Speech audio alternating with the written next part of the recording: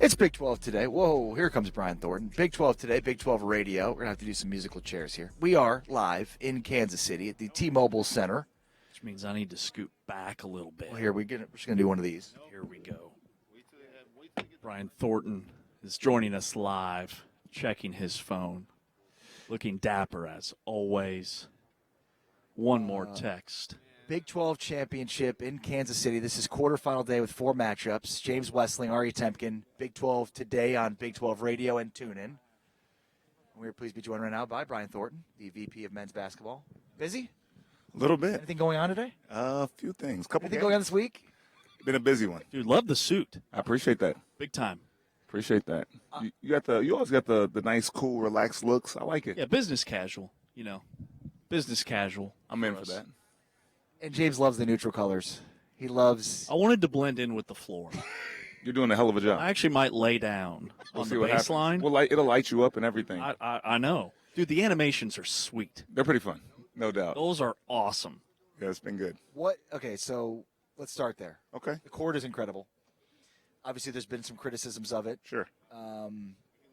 Overall thoughts, feelings, has it worked?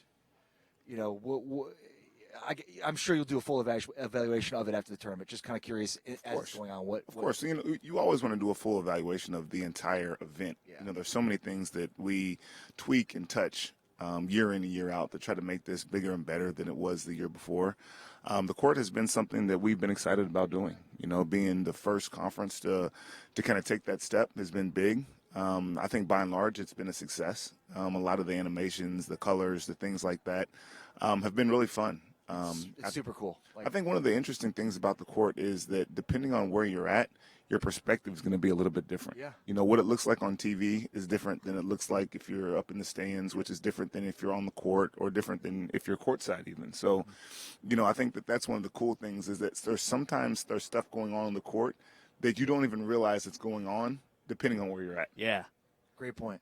Did you guys? I'd love to get kind of a behind-the-scenes feel for all what went down in terms of the animations. Like, did they come to you and say, "Okay, we're going to have glass shattering after a big dunk, and there's going to be the three-point line's going to light up when a made three happens"? Did they kind of give you some mock-ups and different things to choose from, or did you guys just put it all in their hands and say, "Hey, we trust you to make this thing look awesome"? I would say it was definitely a collaboration. There are certain things that we felt like we wanted to do. We just didn't know exactly how we wanted to do them. We wanted to leverage the court. We wanted to utilize some of its capabilities. Obviously, we're only using a fraction of what the court is really capable of doing because we also wanted to, keep the main thing, especially in year one. We didn't want it to be such a departure from what schools are used to that it felt gimmicky. And, things like the glass shattering or the three-point line lighting up, things of that nature, or even when a free throw happens, there, that little flicker that you see. Those are things that, we kind of outlined with them. These are some things we'd like to see. We didn't say this is exactly what it is, but we would like there to be something when a dunk takes place that you feel in venue or something that establishes a three-pointer, things of that nature. And then they came back with some options, and we continued to vet them. And we're continuing to evolve as the week goes on, too, and even from last week, continuing to try to make this better. The women did a great job with it last week, and ESPN has obviously come in this week with their game day crew. I mean, it's essentially a Final Four level crew that's here. And they want to continue to lean in and leverage it more and more every day. I just got out of the ESPN truck, and we're always already talking about what are some other things or carve-outs that we can do going into the semifinals and even the championship on Saturday. Awesome. It doesn't always work out like this. In fact, I can't even remember the last time it did. Usually there's upsets, but these are the 8 best teams in the league, right? I mean, these are the 8 bids. Maybe there's more. It feels like, though, based on resume and what's available, like Cincinnati probably needed a win to be considered. So, I don't know. It's just interesting that here we are with the top 8 teams. I know it's not seeding-wise, but it feels like all year these are the best 8 teams in the league. Well, let's go in 2 directions. I think, first of all, when you talk about a Cincinnati or a West Virginia, those are 2 programs that are still very deserving of potentially being in the NCAA tournament. Wes Miller said it yesterday. If you're really thinking about who are the best 32 at-large teams in the country, you're going to be hard-pressed to say that Cincinnati wouldn't be one of them based on what they've done recently. West Virginia is also a team that went 500 in the toughest league in the entire country. So I think that they certainly should garner some attention. And I think you brought the history up. It's like 76 straight. There's been 76 straight teams since like 2009-10 that if you've had a 500 record in the Big 12, you've been a part of the NCAA tournament. So whether that continues or not, time will tell. We'll find out on Sunday. But I think that those teams have proven that they're more than capable. They've won big games. I mean, think about what Cincinnati has done. I think they won 7 of their last 10 in the Big 12 with a 20-point win at Kansas. I don't think there's a lot of teams that like to be playing them next week, especially, in one of those, 8-9 or 10-11 matchups. So we'll see where that goes. In terms of today is an exciting day. I always say that Thursday is the most exciting day or the best basketball day of the entire tournament. You got 4 games. You introduce our top 4 seeds, and, you talk about some of the other teams that are playing. You have – essentially the 8 teams that we feel very, very comfortable with that are not only going to be in the NCAA tournament, but seeded pretty high. Even the teams that were kind of like a BYU that, you were trying to figure out where they were at in the process. Now they're playing like the team that that we expected, even despite not having Richie Saunders. So they've reestablished themselves. They're on a little bit of a streak. So today should be exciting and really, really fun. Yeah, I said the same thing off the top this morning. Today's my favorite day because you get 4 just banger matchups of 4 games that feature 8 teams that are going to be in the NCAA tournament. Now, with that, I know the league, sure, you'd love to have a dozen teams in the NCAA tournament. But I remember like early January, you said, hey, our goal is always to get 8. Let's get half of the league in the tournament. And it appears that's almost like a lock that we're going to have at least 8. Feel good about that? Yeah, I feel great about 8. You mentioned wanting more. You always want to be a little greedy when it comes to this, but I also want to be fair. And 8 teams it does feel pretty good, especially when you feel good about the 8 teams that are there. But again, I talked about Cincinnati and West Virginia. Cincinnati is a team that has been a top 25 team from an offensive and defensive efficiency standpoint since December when Jizzle James came back. Ooh. So, when you think about kind of what their trajectory has been, if the NCAA tournament was 3 weeks later, I think they're in a much different position. But even now, based on what they've done, I would stack them up against some of those bubble teams that, that the pundits kind of are talking about. And I really hope that they get a full evaluation, as well as West Virginia, when the committee is deliberating this week. Yeah, because all the bubble teams outside of this league, are just bottoming out. Like Indiana loses to Northwestern. SMU is still in it, but they're below 500 in the ACC and lost their last 4 regular season And they lost to games. Louisville yesterday. Stanford got beat in the first round of the ACC tournament. Texas lost to Ole Miss, who's 12-19. Do you think the tournament selection committee should put more emphasis on your last 10 games or a dozen games? It's hard to say. When I was part of the NCAA selection committee, there's a couple things that they talk about. One, there's an individuality that goes into the process. That's why there's 12 members of the committee, and they all bring their own lens to the process. What you think is most important might be those last 10 games, and that's okay. It's fine if you think that, and you bring that bias with you as you're making your selections. I might feel like it's total body of work, and if I feel like it's total body of work, that's okay too. He might think that the most important thing is what you do in the non-conference. And, how you test yourself during that period of time. And then we all have our own thoughts and our own perspectives. And then when we push the button, we're pushing it based on that. And then collaboratively, we'll come up with a result. So I think that is why this is different. If we didn't want it to be that way, then we should go to a straight metric system where there is no human kind of component or element to it. We haven't gotten there yet.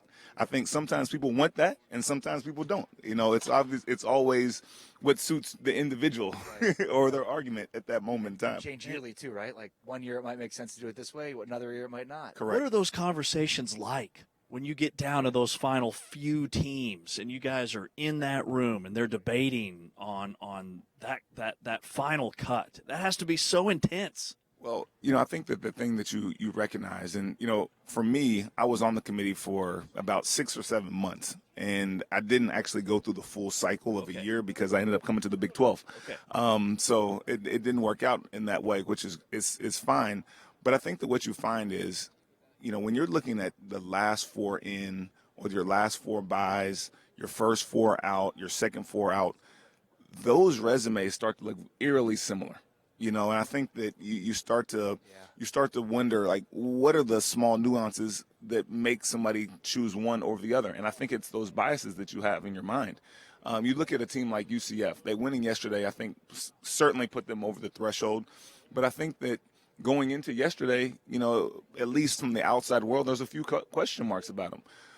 Just because of kind of maybe, a few of the losses maybe they had down the stretch. But by the same token, if you look at their entire body of work and you look at it in the blind resume standpoint, going into yesterday, they're 20-10.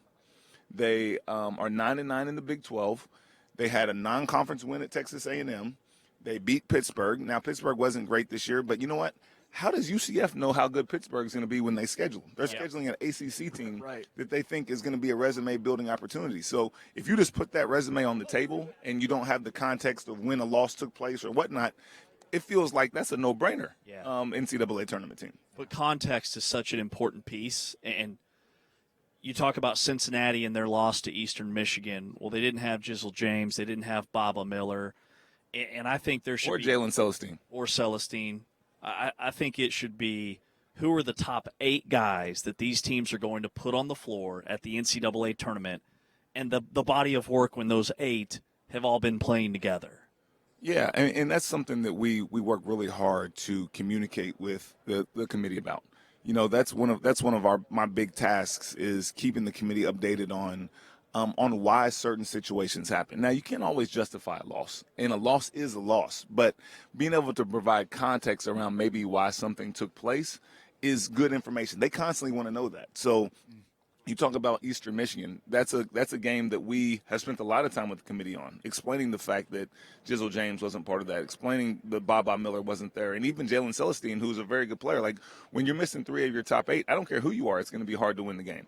So, I mean, the loss is certainly in the right column, so to speak, but also when you understand the context around it, maybe that's one that not the committee can overlook, but there's a little bit of an understanding of maybe why that happened. Do you think that there should be any changes to the committee's process, the net ranking? Do you think that stuff works the way that how it's working right now? What I do know is that there's no perfect scenario.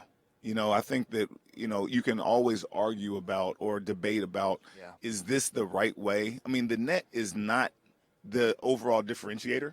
What it is it's a sorting tool. It gives people an idea. It gives people perspective on maybe where a team is viewed, and it has a bunch of metrics that are stuffed into it. But the reality of it is that the team sheet has a lot of metrics on it. And I think all those metrics are weighed differently by different committee members. Some people like the net. Some people like the WOB. Some people like KPI. There's predictive metrics. There's results-based metrics. There's a lot of those things that people look at. And I think that the general rule of thumb is that results-based metrics determine whether you get into the field, and predictive metrics have a bigger determination on what your seeding is. Interesting. It is interesting. Brian, congrats on what's been an incredible tournament so far. The floor, everything. It's amazing. And congrats for everything. Good luck the rest of the way. And we'll talk to you again soon, bud. Thank you. Absolutely. Good to be with you guys. Thanks, Brian. Brian Thornton, VP of Men's Basketball, joining us here at the T-Mobile Center in Kansas City for what will be a fantastic quadruple header of the quarterfinals. All right, thanks, of course, to all of our great Big 12 studios cohorts here on site, and, of course, Anthony Smith back at our Big 12 studios. Thanks to T-Chains, Taman Turner, our producer here with TuneIn. Thanks to James. Thanks to Brian. Thanks to the Big 12. We're back tomorrow to recap everything we see today. Of course, 11:30 tip-off between Iowa State and Texas Tech, and you're with the Big 12 all day today with 4 great matchups. We're back tomorrow to recap it all from Kansas City, but for now, we're out. Peace.